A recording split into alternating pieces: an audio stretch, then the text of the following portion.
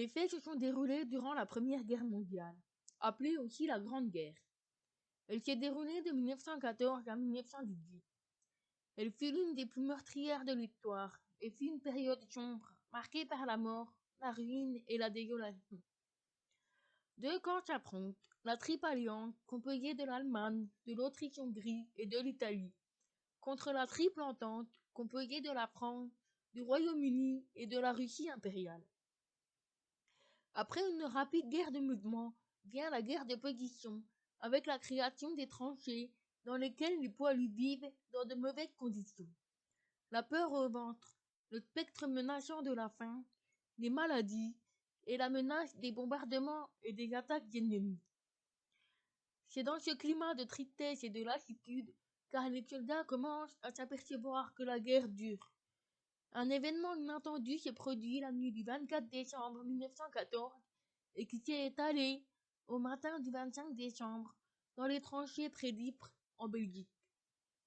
Les soldats belges, britanniques et français entendent des chants de Noël s'élevant de la tranchée allemande située en face. Un soldat allemand s'aventure hors des tranchées sous les regards étonnés des soldats, brandissant un sapin en direction des lignes ennemies à la manière d'un drapeau blanc. Les soldats sortent alors, déposent les armes et se retrouvent sur le No Man's Land, la terre de personne, située entre les deux tranchées. L'ambiance est au beau fixe. Des échanges de cartes et de cadeaux ont lieu. Les soldats jouent à des matchs de football et entonnent des chants de Noël. Les tranchées se parent même de petits sapins décorés, et la magie de Noël finit par s'étendre dans les autres tranchées en France. Un peu de douceur et d'humanité dans ce pays-là de désolation. C'était la trêve de Noël, qui fut ensuite dissimulée, car fraterniser avec l'ennemi était très mal vu par les autorités militaires.